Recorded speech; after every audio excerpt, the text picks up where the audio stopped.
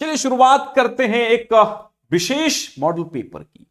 अगर यह model paper आपसे हल हो रहा है तो समझ लीजिए बोर्ड चाहे जैसा मॉडल पेपर दे, अपना पेपर चाहे जैसा बनाए, आप हल कर लेंगे।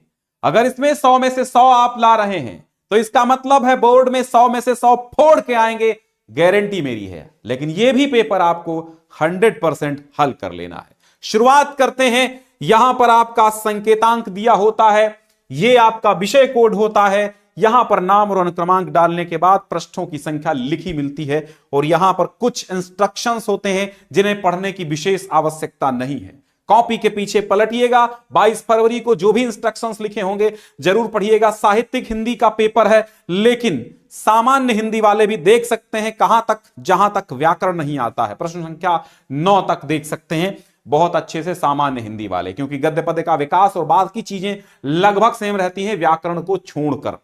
ठीक है।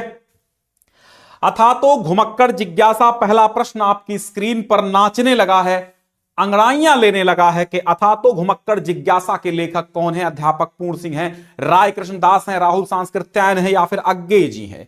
अथा तो घुमक्कड़ जिज्ञासा कह लें या घुमक्कड़ शास्त्र कह लें, इन तमाम ग्रंथों के लेखक, वोल्गा से गंगा के लेखक भी कौन है, राहुल सांस्कृत्यायन है। ऑप्शन नंबर सेकंड जिसका सही हुआ बच्चा वो बिल्कुल अच्छा करके आएगा, बिल्कुल अच्छा करके सब आएंगे। 95 प्लस तो लेके ही आएंगे, 100 की बात छोड़ दो। खैर अगर आपको घबराहट हो रही तो 95 प्लस आप टारगेट बना सकते हैं, कोई दिक्कत नहीं है मेरे साथ। ठीक है, मैं आपकी सारी चीजें करा चुका हूं, प्लेलिस्ट बनी हुई है, आप देख सकते हैं। ठीक है, फिर यहां पर आता है कला और संस्कृति इनमें से किस विधा की रचना है। बहुत ही सुंदर प्रश्न है। कला और संस्कृति आलोचना है, नाटक है, निबंध है, कहानी है। कला और संस्कृति क्या है? निबंध संग्रह है। किसका है? वासुदेव शरण अग्रवाल का है। वाग्धारा, माता भूमि, कला और संस्कृति वासुदेव शरण अग्रवाल का है। चलिए शुरू करते हैं अगले प्रश्न पर अपनी चर्चा। राष्ट्र जीवन की दिशा कृति के रचनाकार कौन है? एक सुंदर कृति, एक बहुत अच्छा प्रश्न है जिसके जवाब में आप जरूर कुछ ना कुछ लिखेंगे। सही जवाब इसका दे देंगे। पंडित दीनदयाल उपाध्याय हैं, वासुदेव शरण अग्रवाल हैं, या फिर कन्हैयालाल मिश्र प्रभाकर हैं, या फिर प्रोफेसर जी सुंदर रेड्डी जी हैं। बताइए कौन है? राष्ट्र जीवन की दिशा हम पूछ रहे हैं आपसे। सही जवाब क्या होगा इसका? राष्ट्र जीवन की दिशा पंडित दीनदयाल उपाध्याय का जाएगा सही जवाब। राष्ट्र जीवन की दिशा पंडित दीनदयाल उपाध्याय, पीटीडीडीयू, पंडित दीनदयाल उपाध्याय। माघ का एक कथन है जो कि संस्कृत में है, क्षणे क्षणे यन्नवताम उपैति तदेव रूपम रमणीयतायाः। तो क्षणे क्षणे यन्नवताम उपैति तदैव रूपम रमणीयतायाः, ये एक सूक्ति है कि क्षण क्षण भर में जो नवीनता को धारण करता है वही रूप रमणीयता का है।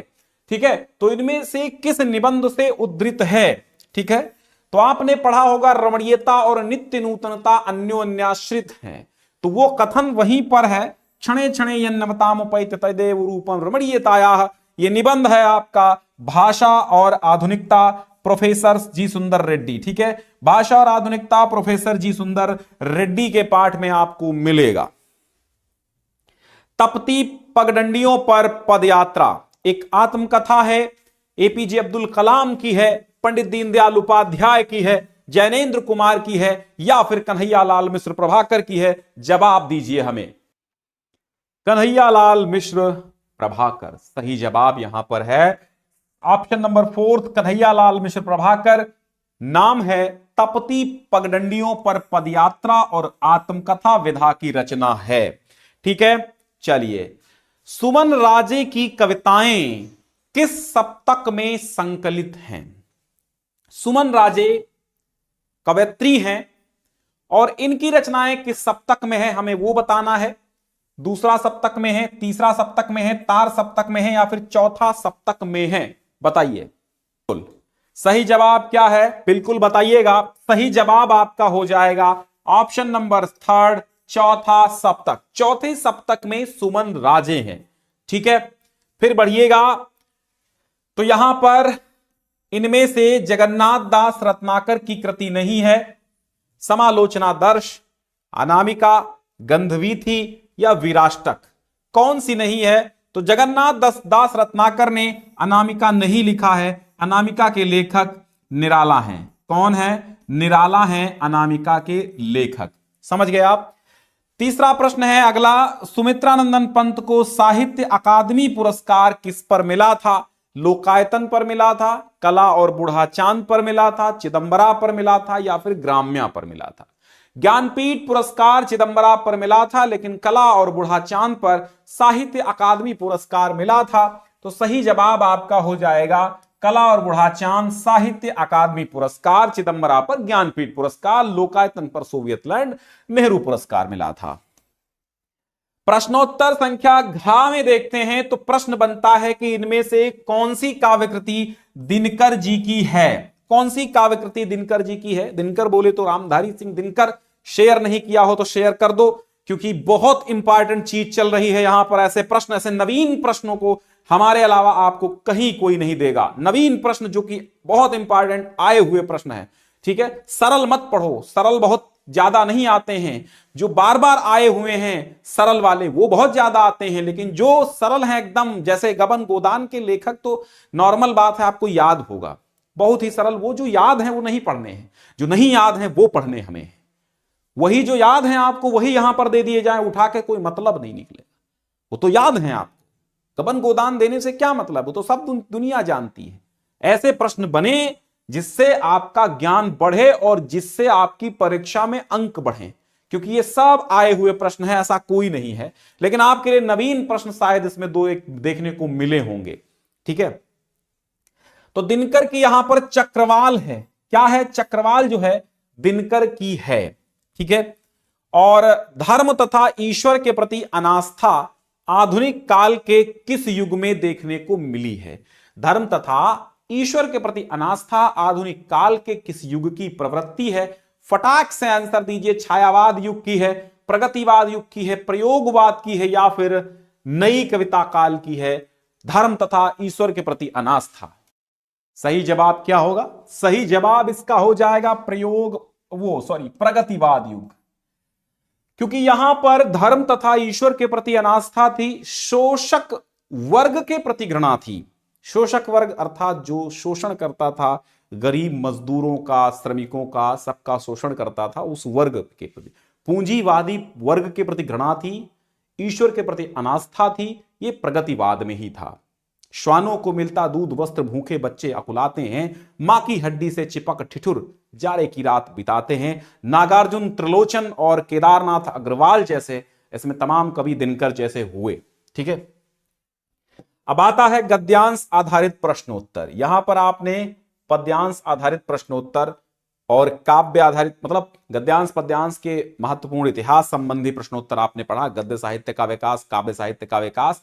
अब चलते हैं हम गद्यांश और पद्यांशों पर। खासा इंपॉर्टेंट है, यहां पर आपको नवीन गद्यांश देखने को मिलेगा। सामान्य हिंदी वाले अगर देख रहे हैं तो उनको तो ये बिल्कुल नवीन होगा, लेकिन सिलेबस में है आपके, देखिएगा आया हुआ है। प्रकृति यह की बहुत पुराने जमाने में। अब प्रकृति का अर्थ क्या होता है? स्वाभाविक, ठीक है? प्रकृति का मतलब होता है स्वाभाविक। बहुत पुराने जमाने में आर्य लोगों को अनेक जातियों से निपटना पड़ा, जो गर्वीली थी, हार मानने को तैयार नहीं थी। परवर्ती माने बाद के साहित्य में उनका स्मरण घृणा के साथ किया गया, और जो सहज ही मित्र बन गई उनके प्रति अवज्ञा और उपेक्षा का भाव नहीं रहा। असुर, राक्षस, दानव और दैत्य पहली श्रेणी में तथा यक्ष, गंधर्व, किन्नर, सिद्ध, विद्याधर, वानर, भालू आदि दूसरी श्रेणी में आते हैं। हमें इतना पढ़कर को पता चल गया कि अशोक आ गया, तो अशोक के फूल का यह गद्यांश है। लेखक हजारी प्रसाद द्विवेदी हैं, और प्राचीन साहित्य में इस वृक्ष की पूजा के उत्सवों का बड़ा सरस वर्णन है। असल पूजा अशोक की नहीं, बल्कि उनके अधिष्ठाता कंदर्प देवता की होती थी। इसे मदनोत्सव कहते थे। अब यहां पर व्याख्या करनी है इस रेखांकित अंश की, तो आप लिखिएगा कि असली पूजा यानी वास्तविक पूजा अशोक की वृक्ष की नहीं होती थी, बल्कि असली पूजा तो उसके अधिष्ठाता, उसके मालिक, उसके पदाधिकारी देवता कंदर्प अर्थात कामदेव की ही होती थी। और इस कामदेव के ही नाम पर इस उत्सव का नाम पड़ गया मदनोत्सव, क्योंकि मदनोत्सव मदन कामदेव का ही दूसरा नाम है। कामदेव को हम अनंग कहते हैं, मनोज कहते हैं, मनोजन्मा कहते हैं, तमाम पर्यायवाची कामदेव के आए हैं यहां पर, ठीक है। तो फिर गद्यांश के पाठ का नाम, लेखक का नाम बता ही दिया हमने आपको। परवर्ती साहित्य में किसका स्मरण घृणा के साथ किया गया है? तो परवर्ती साहित्य में उनका स्मरण घृणा के साथ किया गया। किनका? आर्य लोगों को अनेक जातियों से निपटना पड़ा था, जो जातियां गर्वीली थीं, हार मानने को प्रस्तुत नहीं थीं। परवर्ती साहित्य में उनका स्मरण घृणा के साथ किया गया। समझ में आया? फिर है अशोक के वृक्ष की पूजा किसकी देन है? देखो डिस्क्रिप्शन में लिंक है, पीडीएफ को जरूर डाउनलोड कर लेना। अशोक वृक्ष की पूजा किसकी देन है? गंधर्वों और यक्षों की देन है। किसकी देन है? गंधर्वों और यक्षों की देन है। इस तरीके से आप आंसर निकालेंगे, इसी गद्यांश में निकलेंगे। पांच में से 4 आंसर इसी गद्यांश से निकलेंगे, और एक आपको समझना पड़ेगा कि पाठ कहां से है, लेखक कौन है, यह आपको समझना है। गद्यांश कैसे पहचाने, इसकी ट्रिक ऑलरेडी डाल चुके हैं, जरा देख लीजिएगा, ठीक है। यहां पर है रेखांकित अंश। अच्छा, प्रकृत और कंदर्प का अर्थ लिखिए। प्रकृत का अर्थ होता है स्वाभाविक, सहज, स्वाभाविक, ठीक है। और कंदर्प का अर्थ होता है कामदेव। क्या होता है? कामदेव होता है कंदर्प का अर्थ, ठीक है।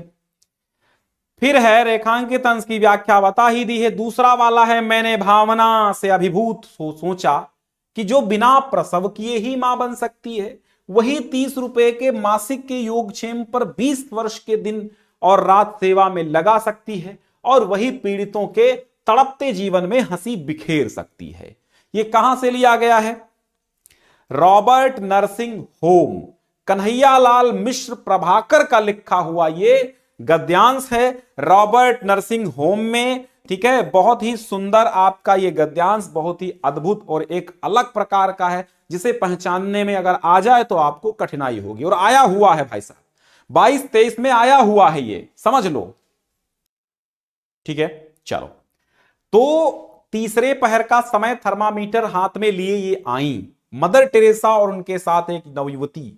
अब यहां से समझना, सबसे पहले तो गद्यांश के पाठ का नाम, लेखक का नाम मैंने बताया आपको, रॉबर्ट नरसिंह होम में कन्हैयालाल मिश्र प्रभाकर का है।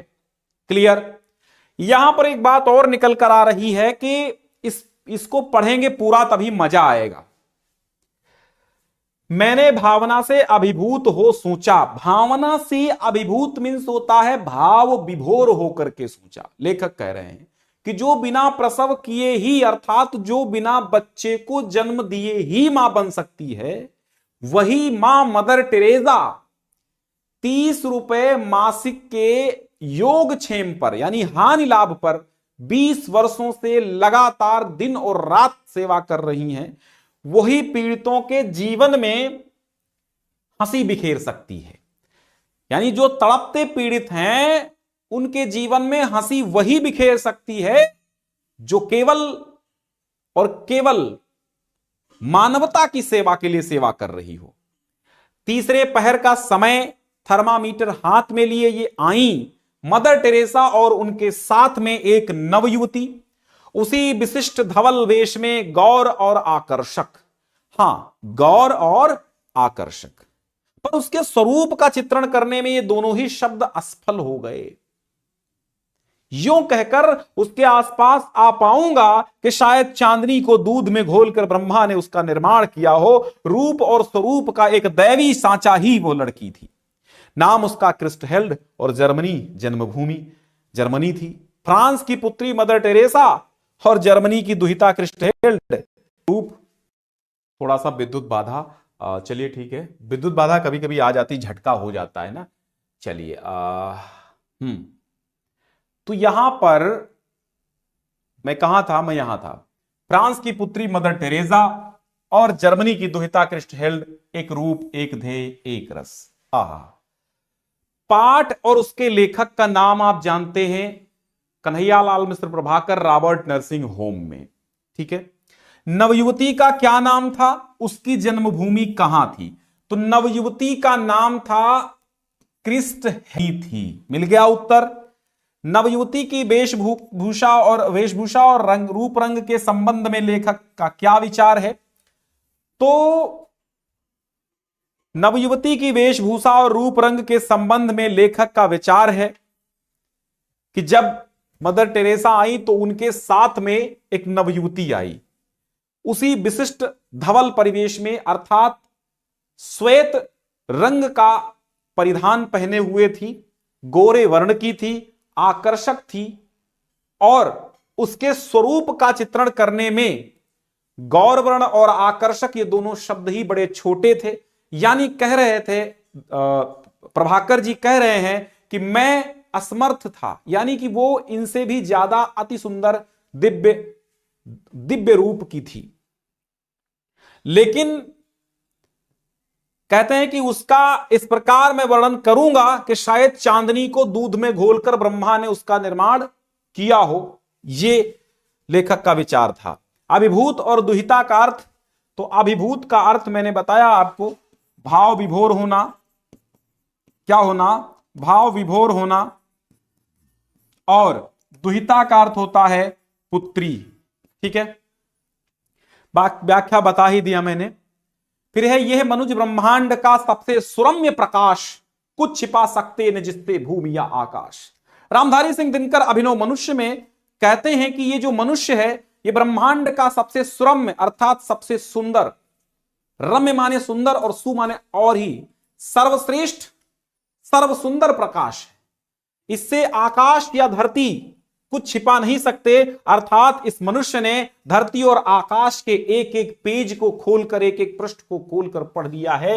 और यह है मनुष्य जिसकी शिखा उद्धाम, अर्थात ये मनुष्य जिसकी शिखा अर्थात जिसकी बुद्धि बहुत ही प्रचंड है, कर रहे जिसको चराचर भक्ति युक्त प्रणाम। और इसकी प्रचंड बुद्धि के कारण ही चर और अचर भक्ति से सराबोर होकर के, अर्थात चर और अचर वो भी मनुष्य के भक्त हो गए हैं और भक्ति युक्त होकर के प्रणाम कर रहे हैं, नतमस्तक हो गए हैं।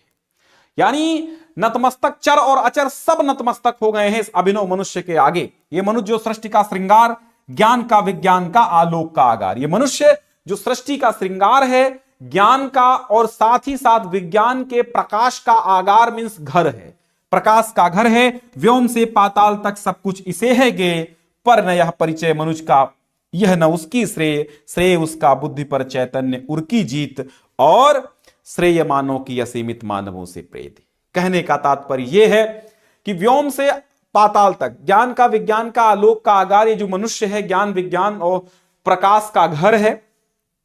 व्योम और पाताल से लेकर इसको सब कुछ गेय है, गेय यहां पर लिखेंगे गेय।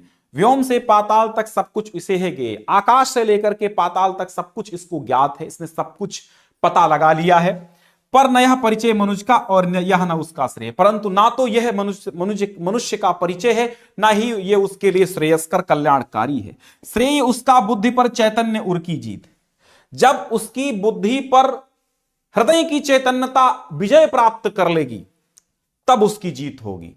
और श्रेय मानव की असीमित मानवों से प्रीत, जब एक मनुष्य असीमित मानवों से प्रेम करेगा तभी वो एक कल्याणकारी मानव है, तभी वो श्रेयस्कर है सभी के लिए और अपने लिए, तभी उसका श्रेय जाकर। जी ने लिखा है मनुष्य की क्या विशेषता है, तो मनुष्य की बताइए क्या क्या विशेषताएं हैं। ठीक, तो मनुष्य की विशेषता यह है कि मनुष्य को आकाश से पाताल तक सब कुछ ज्ञात हो चुका है और वो संपूर्ण सृष्टि का श्रृंगार है और प्रकाश का घर है, प्रकाश का भंडार है और बहुत ही बुद्धिमान प्राणी है। ये विशेषताएं बताई गई। सुरम्य और आगार का अर्थ बताइए। मनुष्य का श्रेय क्या है? मनुष्य का श्रेय क्या है? श्रेय उसका बुद्धि पर चैतन्य उर की जीत। श्रेय उसका बुद्धि पर चैतन्य उर की जीत, मतलब अपने ज्ञान तथा विवेक से पूर्णतया परिचित हो गया है मनुष्य। ठीक है, तो वो जब अपनी बुद्धि पर चैतन्य, हृदय की चैतन्य हृदय के माध्यम से बुद्धि बुद्धि पर विजय प्राप्त करेगा, यही मनुष्य का श्रेय है। और मानव से मानव की प्रीति बढ़ेगी, असीमित प्रीति बढ़ेगी। सुरम्य और आगार शब्दों के अर्थ बताइए। सुरम्य का अर्थ होता है सुंदर, आगार का अर्थ होता है घर या भंडार। भंडार भी कह सकते हैं, घर भी कह सकते हैं। और सुरम्य का अर्थ होता है सुंदर, ठीक है। छायाएं मानो जन की दिशाहीन सब ओर पड़ी थी। ये कहां से लिया गया है? ये लिया गया है हिरोशिमा से, ठीक है। ये हिरोशिमा से कविता है, अग्गे ने इसको लिखा है। तो कहते हैं कि सूर्य किस दिशा में उगा था? सूर्य किस दिशा में उदित हुआ था? तो वह सूर्य पूर्व दिशा में उदित नहीं हुआ था, वो नगर के बीचों बीच बरसा था, ठीक है। 10 दिशाएं कौन कौन सी हैं ये ध्यान रखना, बहुत सुंदर प्रश्न है। ये 10 दिशाएं हैं, याद रखो। 10 दिशाएं जरूर याद रखना। एक दिशा ये हो गई, एक दिशा ये हो गई। अब हम बताएंगे 10 दिशाएं कौन कौन हैं। सबसे पहले तो आप जानते हैं पूर्व होता है, पश्चिम होता है, उत्तर होता है, दक्षिण होता है, ठीक है। ऐसे ही लिख लो ताकि याद रहे, बाकी उत्तर तो ऊपर होता है, ठीक है। पूरब, पश्चिम, उत्तर, दक्षिण ऐसे कह सकते हैं, अपने हिसाब से ले लीजिए। और पूरब और उत्तर के मध्य में जहां सूर्य उदित होता है वहां की दिशा का नाम है ईशान दिशा, ठीक है। और जहां से उत्तर और पश्चिम के मध्य में जो दिशा होती है उसको कहते हैं पश्चिमोत्तर कहते हैं, लेकिन इसका नाम होता है वायव्य दिशा। क्या होता है? वायव्य दिशा।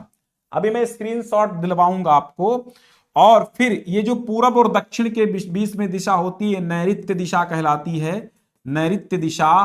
और फिर यहां पर दक्षिण और पश्चिम के मध्य में आग्नेय दिशा होती है। क्या होती है? आग्नेय दिशा होती है। और ऊपर की ओर अध दिशा होती है। और अच्छा, ऊपर की ओर ऊर्ध्व होती है। अधा ये नीचे की ओर है, ऊपर की ओर ऊर्ध्व होता है, ठीक है। ऊर्ध्व और अध। ऊर्ध्व माने ऊपर, अधा माने नीचे, ठीक है। ऊर्ध्व माने ऊपर और अधा माने नीचे। तो अधा और ऊर्ध्व, ये 10 दिशाएं हो गई। 4 दिशाएं, 4 दिशाएं ऊपर और नीचे मिला करके 10 दिशाएं होती हैं। स्क्रीनशॉट लीजिए ताकि आपको याद रहे। पूरब, पश्चिम, उत्तर, दक्षिण, ईशान, नैऋत्य, वायव्य और आग्नेय और अधा और ऊर्ध्व, ये 10 दिशाएं होती हैं, याद रखना। और फिर बात कर लेते हैं काल सूर्य के रथ में कौन सा अलंकार है। तो यहां पर कौन सा है? काल सूर्य के रथ के जो अरे टूट कर बिखर गए हों। तो यहां पर रूपक अलंकार होगा काल रूपी सूर्य, ठीक है, ठीक है। रेखांकित अंश की व्याख्या बताइए, बता दिया हमने आप। अच्छा, रेखांकित अंश कहां से कहां है? कुछ क्षण का वह उदयस्त, केवल एक प्रज्वलित क्षण की दृश्य सोख लेने वाली दोपहरी, ठीक है। तो ये परमाणु बम गिरा था, तो कुछ ही क्षण का उस परमाणु बम रूपी सूरज का उदय अस्त था, परंतु उसने तमाम दृश्यों को वहां पर नष्ट कर दिया था, सब कुछ संहार कर दिया था और एक दृश्य से सोख लेने वाली दोपहरी को उत्पन्न कर दिया था, जो जगह जगह के दृश्यों को सोख लिया था, अर्थात तमाम दृश्यों को समाप्त कर दिया था, ठीक है। और पाठ का नाम हिरोशिमा, लेखक अग्गेजी। और यहां पर जीवन परिचय आपका आएगा 4 अंकों में, सॉरी 5 अंकों में जीवन परिचय ये होगा आपका, 5 अंकों में होगा। 5 अंकों में जीवन परिचय लिखने के बाद साहित्यिक परिचय, जीवन परिचय एक आपको 5 अंकों में ये कवि का होगा, 10 अंकों में होगा। फिर बहादुर पंचलाइट, लाठी कर्म नासा की हार, ये कहानियां होंगी। और फिर खंड काव्य आपने जो पढ़ा है वो 5 नंबर में आएगा। फिर आएगा खंड खा, गद्यांश, सॉरी संस्कृत गद्यांश और संस्कृत पद्यांश। तो थोड़ा सा स्पीड कर बढ़ाएंगे हम अपनी। संस्कृत साहित्य से आदि कवि ही वाल्मीकि ही, ठीक है। तो अब यहां जो है ये तो मैंने आपको कई बार समझाया है, नॉर्मल है, संस्कृत भाषाया महत्वम से है। संस्कृत साहित्य के आदि कवि वाल्मीकि, महर्षि व्यास, कवि कुलगुरु कालिदास और अन्य भास, भारवी, भवभूत आदि महाकवया, महाकवियों ने स्वकीय ही ग्रंथ रत्नई, अपने ग्रंथ रत्नों के द्वारा आद्यापि पाठ का नाम हृदय विराजन्ते, आज भी पाठकों के हृदय में निवास करते हैं। इयं भाषा, यह भाषा अस्माभि मात्र समम सम्मानीया वंदनीया च, यतो भारत मातु स्वातंत्र्यम गौरवम अखंडत्वम च सांस्कृतिकम एकत्वम च। तो हमें ये भाषा हमें माता के समान सम्माननीय और वंदनीय है, क्योंकि भारत माता की स्वतंत्रता, गौरव, अखंडता और सांस्कृतिक एकता संस्कृतेरेव, संस्कृत के माध्यम से ही, संस्कृत के द्वारा ही सुरक्षित तुम शक्यन्ते, सुरक्षित की जा सकती है। यम संस्कृत भाषा सर्वासु भाषासु प्राचीनतमा श्रेष्ठा च अस्ति, ये संस्कृत भाषा सभी भाषाओं में प्राचीनतम और श्रेष्ठ है। ठीक है, फिर ये आया है आपका कहां से, अभी पढ़िएगा इसको, महामना मालवीय से है, यहां पर मालवीय लिखा हुआ है। तो संस्कृत, हिंदी, संस्कृत, आंग्ल भाषा, ये मैं पढ़ा चुका हूं बहुत बार हर पेपर में, सामान्य हिंदी के भी, तो आप इसको जो है सामान्य हिंदी वाले पेपर में भी देख सकते हैं, बहुत समय हो जाएगा। ठीक है, तो यहां पर एक श्लोक देखिएगा, न चौरहार्यम न राजहार्यम न भ्रातृभाज्यम न च भारकारी, तो ये सुभाषित रत्नानी से है। और अर्धम दानो वैरणा गिरिजयापि अर्धम शिवस्य आहृतम देवत्तम जगती तले, ये सुभाषित रत्नानी से है। ठीक है, सुभाषितानी से है और बहुत बार इसको पढ़ाया है, सुभाषित रत्नानी से है। ठीक, बहुत बार इसको हमने पढ़ाया है, तो इसको समझिए। तो यहां पर ये आपका कहां से, ये भोजस्य औदार्यम से है। कहां से है, भोजस्य औदार्यम से है। तो ब्राह्मण यहां पर कहता है कि अर्धम दानव वैरणा, शिव का जो आधा भाग है, दानव वैरणा अर्थात विष्णु ने, गिरिजया अपि, और गिरिजा ने भी, अर्धम शिवस्य आहृतम, शिव जी का आधा भाग गिरिजा ने और आधा भाग दानव वैरी विष्णु ने, यानी आधा भाग विष्णु भगवान ने तथा आधा भाग पार्वती ने शिव जी का ले लिया। देव हे देव इत्थम माने इस प्रकार, जगती तले माने संसार में, पुरहरा भावे समुन्मीलति, इस प्रकार धरती तल में, पृथ्वी तल पर शिव जी का अभाव हो गया, अर्थात शिव जी का अभाव हो गया, शिव जी धरती पर नहीं रहे। गंगा सागरंबरम शशिकला, गंगा सागर में चली गई, शशिकला अंबरम, चंद्रमा आकाश में चला गया, नगाधिपा क्षमातलम, और जो शेषनाग थे वो रसातल में चले गए। सर्वज्ञत्वम अधीश्वरत्वम तुम अगमत त्वाम, ठीक है, यहां आप देखिए, सर्वज्ञत्वम अधीश्वरत्वम आगमत त्वाम, सर्वज्ञता और अधीश्वरता आप में आ गई, तुम में आ गई, माम तो भिक्षाटनम, और भिक्षाटन मुझ में आ गया। ठीक है, संस्कृत में कुछ कवि किम अपरक्षत, संस्कृत साहित्य से आदि कवि, इस तरह से। फिर यहां पर करुण रस, श्रृंगार रस, श्लेष, भ्रांतिमान उत्प्रेक्षा, रोला दोहा, रस, छंद, अलंकार आएंगे। फिर एक आएगा क्या, निबंध। आइए हम ये हल करा देते हैं व्याकरण के कुछ प्रश्न। नयनम का संधि विच्छेद क्या होगा, ने धन अनम हो जाएगा, एचु अयवायावः अयादि संधि से नयनम बनेगा। भावुका का संधि विच्छेद क्या होगा, भावधन, भावधन, हाँ भावधन ये क्या हो जाएगा, भावधन उकह भावकह, भावुकह, ठीक है, भावधन उकह भावुकह, ठीक है, औ उ मिलकर के भावुकह बनाएंगे, भावधन उकह भावुकह, और भो अकह भावुक होता, भावुकह, हाँ ठीक सही बनेगा, भावुकह का भावधन उकह हो जाएगा। बाकी तो कोई इसमें है नहीं, ये सब गलत है। लब्धम का संधि विच्छेद क्या होगा, लभ धन धम, तो लभ धन धम लब्धम हो जाएगा। बाकी सब गलत हैं, कोई नहीं सही है। फिर यहां हो जाएगा निम्न में से एक का समास विग्रह करना है। महाजनः का क्या हो जाएगा, महांच असौ जनः, कर्मधारय समास। अनुरूपम का रूपस्य योग्यम, अव्ययी भाव समास। लंबोदरम का लंबम उदरम यस्य सः, अर्थात गणेश, यानी कि आपका बहुव्रीहि समास। फिर शिक्षा विभाग के निदेशक के नाम पर आपको एक पत्र लिखना है। इस बार आपका 8 अंकों में पत्र लेखन आएगा। दुग्ध डेयरी फार्म प्रारंभ करने के लिए किसी बैंक प्रबंधक से आप ऋण मांगिए, ऋण प्रदान करने के लिए प्रार्थना पत्र लिखिए। तो यहां पर 8 नंबर का काम है, ये मत छोड़ना। फिर संस्कृत में आते हैं, धातु रूप शब्द रूप नहीं पढ़ने हैं, वो ऑलरेडी हट चुके हैं। संस्कृत अनुवाद नहीं पढ़ने हैं, हट चुके हैं। फिर यहां पर धातु और प्रत्यय का योग स्पष्ट करना है। देखो 2 प्रकार के धातुओं प्रत्ययों से पूछे, यहां केवल प्रत्यय आपको लिखना होगा और यहां धातु प्रत्यय दोनों लिखना होगा। 1 अंक में ये और 1 अंक में ये, ठीक है। कृत्वा में क्री धातु है और कत्वा प्रत्यय हो जाएगा। दृष्टवा में दृश्य धातु है और हो जाएगा कत्वा प्रत्यय। नीता में नी धातु है और कत प्रत्यय हो जाएगा। फिर यहां पर प्रभुत्वम हो जाएगा, यहां पर प्रभुत्वम है। प्रभुत्व में त्वा प्रत्यय है, धीमत में मतु प्रत्यय है और लघुता में तल प्रत्यय है, लघुता में तल प्रत्यय है। फिर यहां आएगा आपका नियम निर्देश पूर्वक उल्लेख करना है। विद्यालय में परिता तो अभिता परिता समयानुक्सा, विद्यालय में द्वितीया विभक्ति हो जाएगी। अग्नये स्वाहा नमः स्वाहा अलम मुसड़ योगात में चतुर्थी विभक्ति हो जाएगी। ठीक है, विष्णवे नमः में विष्णवे में भी चतुर्थी हो जाएगी। सेम वही सूत्र लगा है। तो इस पेपर को आप डाउनलोड कर लीजिए। जो प्रश्न आपको नहीं हल कराए हमने, जो लंबे लंबे थे, उनको आप जरूर एक बार याद करके जाएं, समझ के जाएं, पढ़ कर के जाएं। बाद में मत कहना कि सर आपने बताया नहीं। चलिए, बहुत बहुत शुक्रिया, आप जुड़े हमसे। लेकिन आपका एक कर्तव्य बन रहा है कि आप सबको एक बार फिर से शेयर कर दीजिए, बच्चों को बता दीजिए कि ये पेपर देख लो भाई साहब, है ना।